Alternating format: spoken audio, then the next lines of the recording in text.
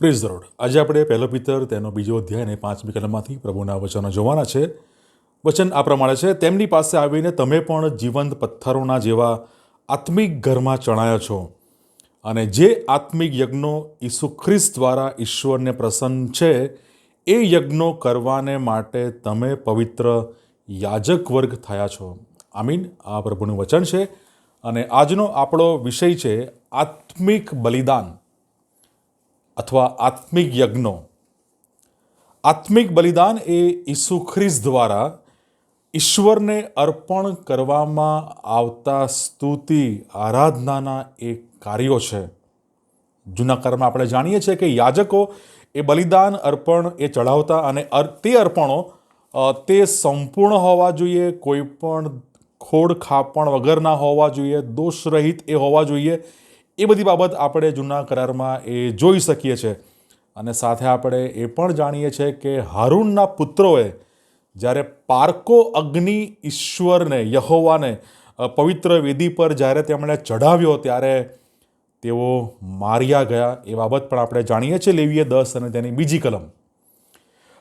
જૂના કરારમાં બલિદાન એ ખ્રિસ્તના વધસ્તંભ પરના સર્વોચ્ચ બલિદાનની એ પૂર્વ છાયા છે। જ્યારે ખ્રિસ્તે પોતાનો પ્રાણ વધસ્તંભ પર આપ્યો ત્યારે મંદિરના પડદાઓ ચિરાઈ ગયો, તેના 2 ભાગ થયા। જે ખ્રિસ્ત દ્વારા ઈશ્વર પાસે જઈ શકાય છે તે દર્શાવે છે। હવે કોઈ પણ પ્રકારના એ બલિદાન અર્પણની હવે એ જરૂર રહી નથી, તે બલિદાનનો કોઈ પણ હવે અર્થ રહ્યો નથી, કારણ કે ખ્રિસ્ત એ સંપૂર્ણ પરફેક્ટ એ બલિદાન છે, જે બાબત આપણે હિબ્રુ 10 અને 12 જોઈ શકીએ છીએ। પ્રભુ ઈસુ ખ્રિસ્તે પોતાના એક વારના બલિદાન દ્વારા એ બધી જ બાબતો એમણે પૂર્ણ કરી। હવે કોઈ પણ રીતે એ પશુઓના બલિદાનની હવે કોઈ જરૂર રહેતી નથી, કારણ કે પ્રભુ ઈસુ ખ્રિસ્ત પોતે એ સંપૂર્ણ બલિદાન છે।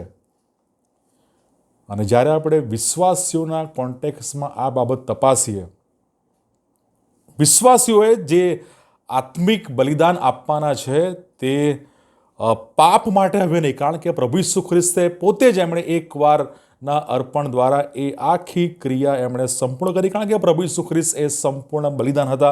હવે કોઈ પણ બલિદાનની જરૂર હવે રહી નથી। પણ વિશ્વાસીઓ તરીકે જે આત્મિક બલિદાન આપણે આપવાના છે તે પાપ માટે નહીં, પરંતુ ઉદ્ધાર પામેલા જીવનમાંથી એ સ્તુતિ આરાધના પ્રેઝ એન્ડ વર્શિપના જે કાર્યો છે એ આરાધના સ્તુતિના અર્પણો આપણે એ ઈશ્વરને આપણે બલિદાન તરીકે આપવાના છે અને તે તારણનું ફળ છે જે ઈશ્વરને સ્વીકારીએ છે અને તે તેમના પુત્ર દ્વારા એ અર્પણ કરવામાં આવેલું છે, માટે તે ઈશ્વરને સ્વીકાર્ય છે। તેમની યોજનાઓ અને તેમના રાજ્યની શોધ કરવી, આ બધું જ આત્મિક બલિદાનના પાસાનો એક ભાગ છે। તે બલિદાનના એ મુખ્ય પાસાઓ છે, એ બાબત આપણે જોઈ શકીએ છીએ કે જ્યારે આપણે ઈશ્વરની યોજનાઓને, ઈચ્છાઓને આધીન થઈએ છીએ, તેમના રાજ્યની શોધ કરીએ છીએ, એ બધી બાબતો એ આત્મિક બલિદાનના મુખ્ય એ પાસા છે। અને વાસ્તવમાં આપણું સમગ્ર જીવન એ ઈશ્વર પ્રત્યે એ પ્રેમ, સ્તુતિ, આરાધના અને જીવંત આત્મિક બલિદાન એ બની રહેવું જોઈએ।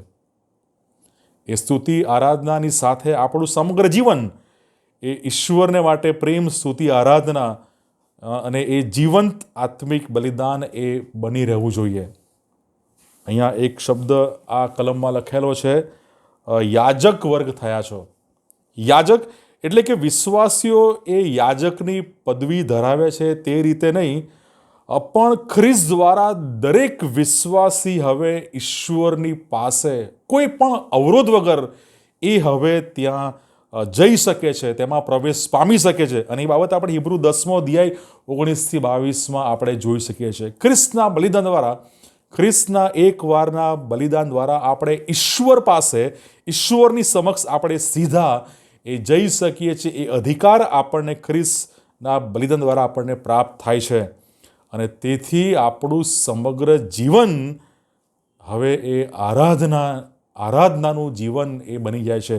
હવે જીવનમાં એકમાત્ર જે કાર્ય એ કરવાનું છે એ તો છે ઈશ્વરની આરાધના.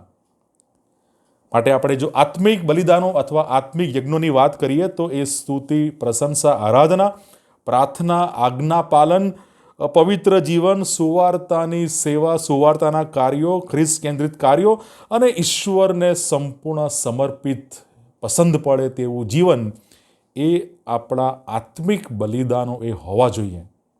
અને તેને માટે આપણે ખ્રિસ્તની પાસે આવીએ અને પ્રભુ ઈસુ ખ્રિસ્ત ચોક્કસ તે માટે આપણી સહાય અને મદદ કરશે.